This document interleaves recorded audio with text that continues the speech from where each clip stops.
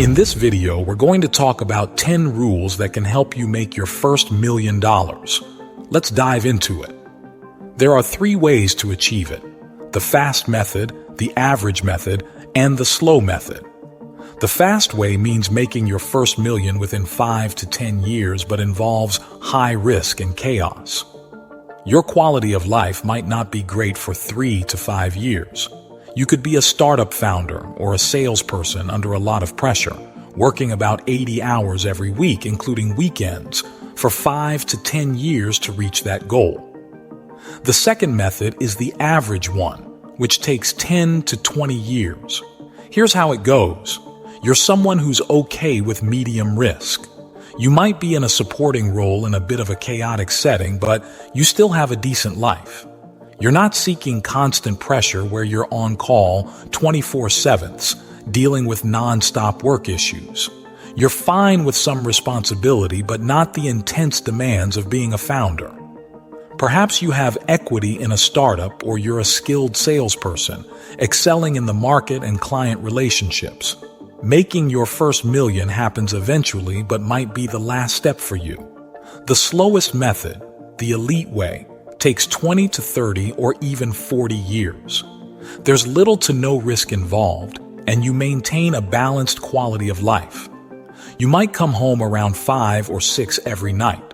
You could invest in a fund, putting in maybe $300 a month at a 12% rate of return over 30 years, eventually totaling a little over $1 million. Or you could invest $1,000 a month at 12% over 20 years to reach that $1 million mark.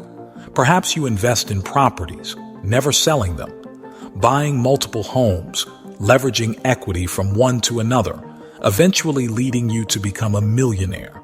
That's the slow and steady method.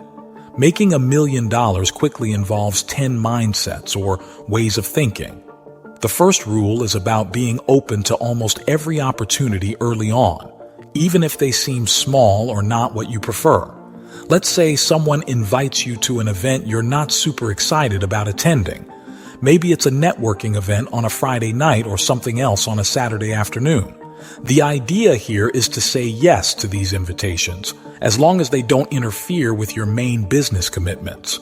This includes things like meetings or coffee with someone new, even if they might seem insignificant. For instance, picture a day starting with a meeting at 6 a.m., followed by breakfast at 7 a.m., where you'd have 2 meals at the same table. Then, you'd head to the office for another meeting, followed by a lunch appointment at 3 p.m. This might also involve late-night meetups or even traveling long distances just to meet someone. The reason behind saying yes to all these things is to be open to different opportunities. By doing this, you're increasing your chances of finding that one client or connection that could help you achieve your goal of making $1 million. It's about casting a wide net and being open-minded to every possibility, because any one of these opportunities could be the breakthrough you're looking for. I used to believe that success was always just one connection away. I kept thinking, maybe it's this person, maybe that one, until I met someone near LAX who handed me 600 potential leads. Those leads helped me earn my first $30 to $40 million, and it all came from just that one contact. In the beginning stages of your journey, it's crucial to say yes to nearly every opportunity. However, when you reach a very high level of success, you'll find that you need to start saying no to most things. The second rule focuses on consistency in approach. Many people struggle because they constantly switch their methods. They might like a bit from one strategy and another bit from elsewhere, mixing and matching without seeing much progress. It's like changing your game plan every time you encounter a new idea or influencer. The key is to choose one method, stick with it, and continually refine and improve it. This consistency creates momentum, while constant method hopping can hinder progress. Stick to your chosen approach until it gains the momentum needed for success. Let's dive into point number 3, leverage. Leverage means using things to help you get ahead. It could be using salespeople, the right ways to attract customers, like good sales funnels, or even tapping into the right connections or relationships. The big idea is to make the most out of whatever you have. For example, you might use someone else's money or their investment to grow your business when you're just starting out. The important thing is having something you can use to your advantage. Think about it this way. You only have a limited number of hours each week to work, right? So, how do you make those hours more valuable? Let's say you have 80 hours. How can you turn that into something even more worthwhile, like $100? Maybe you hire 2 salespeople who can each work 50 hours a week. That's a way to make better use of your time and effort. The key here is always looking for ways to leverage, to make things work better for you. It could be using tools, technology, or software that helps you get things done faster. The main question to ask yourself is, what can I do to make reaching my first million happen more quickly? And here's a tip. When you talk to successful people, ask them what tools, technology, or relationships they use to speed up their success. You'll be amazed at how much you can learn just by asking that question. Point number 4 is all about starting by specializing instead of trying to do everything at once. Instead of saying, I do loans for different amounts, handle escrow, real estate, and more, it's better to focus on just one thing. Choose one area to really focus on and become really good at it. Think of it this way. Rather than spreading yourself thin by doing lots of different things, concentrate on mastering just one thing first. Whether it's a specific product, a particular skill, or a certain market, dedicate your energy to becoming an expert in that one area. Once you've mastered and become successful in that specialized area, you can consider expanding to other areas if needed. But especially in the beginning, the key is to specialize.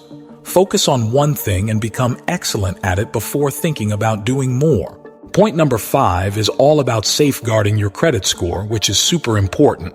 Especially in the early stages, it can be tough to achieve what you want if your credit score is low, like in the 400S, 500S, or even the 600S. A high credit score gives you credibility. Now, your credit score isn't just those numbers you see from companies like Experian, TransUnion, or Equifax. It's also about how reliable you are. For instance, if you promise to be somewhere at a certain time, try to be there even earlier.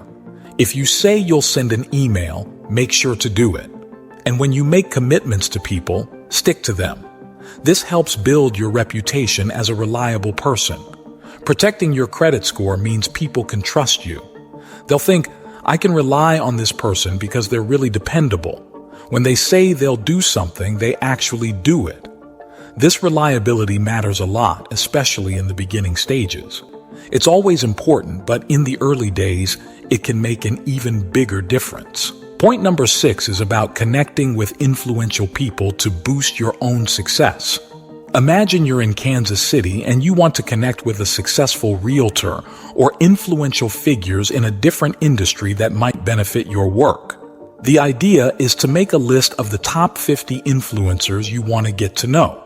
Then create a plan to connect with each of them in your own unique way. For example, if you're in real estate and you want to get closer to influential accountants whose clients might be interested in buying homes, you'd aim to connect with these accountants. This means being creative in how you approach them, whether it's inviting them for lunch, offering assistance, or sharing valuable contacts or resources. When you finally get a chance to meet these influencers, the key isn't to immediately ask for something. Instead, offer your help. Ask them, how can I assist you? This approach builds trust and rapport. Gradually, they'll likely ask about you and what you do. Then you can share your work. If they see value in what you do, they might even introduce you to others. The trick is to nurture these relationships subtly. The more you invest in these connections, the more they'll likely help you in return. This approach worked wonders for me. Now, let's delve into a story that might be the key takeaway here. Back in my days at Bally's, the company changed its compensation plan, causing chaos among employees.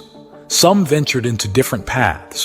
One found success in real estate, another indulged in harmful habits, leading to disastrous consequences. The key lesson here is that surrounding yourself with the right principles and values matters just as much as working with successful individuals. It's not just about making money, but also preserving and applying the right principles in life and business. Ultimately, if you opt to work with someone successful, it's crucial to observe not just their financial success, but also their personal principles and values. What they embody in their personal life is as significant as their professional achievements. Point number 7 is all about taking the initiative instead of waiting for customers to come to you. Instead, you need to actively seek out potential customers or prospects. Back in the day, I used creative methods like putting fish bowls in places, giving away sandwiches at local spots, and using business cards to build relationships. Today, especially living in big cities like LA or Dallas, the game has changed. You can use social media platforms like Instagram, Twitter, and LinkedIn to find potential customers. For example, let's say you're a realtor focusing on Addison, Texas. You might search for hashtags related to Addison and then connect with people who've used those hashtags. You can start a conversation by showing interest in something they've posted and then smoothly move to discussing what you both do. The idea here is to be creative and genuine. If you just reach out to people like everyone else, they'll notice. You have to find a unique way to approach them. Prospecting has become easier with social media, but the key is to stand out and not sound like everyone else. It's like the idea of sliding into someone's DMs. If you do it like everyone else, it won't work. You have to be creative in your approach. So, if you want to achieve your first million quickly, don't wait for people to come to you. Go out and find them. Use social media and other platforms to prospect and connect with potential customers actively. Point number 8 is about something simple yet challenging: keeping track of what you save and spend. Let me explain with an example. I used to enjoy lemonade, but instead of buying it, I made my own by adding lemon to water and sweetener, saving myself a couple of dollars each time. It might seem small, but doing this a few times a day can add up to significant savings, around $2,000 in a year. I used to drive a modest car even though I had a good amount of money saved. People would wonder why, and even someone in a high position suggested I buy a nicer car. But I stuck to my modest car because I understood the power of cash. Having cash on hand gave me confidence and flexibility to seize opportunities when they came along. To manage my finances, every month on the 18th, I'd evaluate everything: my savings, investments, expenses, even my credit score. I'd put it all into an Excel spreadsheet to keep a detailed track of where my money was going and how I could increase my income. So, the key here is to track what you save, what you spend, and find ways to increase your income. It might seem small, like making homemade lemonade instead of buying it, but these small savings can add up and give you the financial freedom to capitalize on opportunities that come your way. Point number 9 is about handling distractions during your journey towards success. There will be loads of distractions during this time: girlfriends, family events like weddings, anniversaries, birthdays, and many more. The key is to eliminate negative distractions and replace them with positive ones. Life itself is full of distractions. For instance, being married can be seen as a distraction, but if it brings happiness and support, it's a positive one. Having kids might seem like a distraction, but when it adds joy and meaning to your life, it's a positive distraction if managed well. Even exercising, although it takes time away from your day, is a positive distraction because it keeps you healthy. Having more positive distractions helps you steer clear of negative distractions that hold you back. Negative distractions hinder your progress, while positive ones propel you forward. Here's a tip: Make a list of all the distractions you encounter in your life right now. Then, think of ways to turn those distractions into positive ones.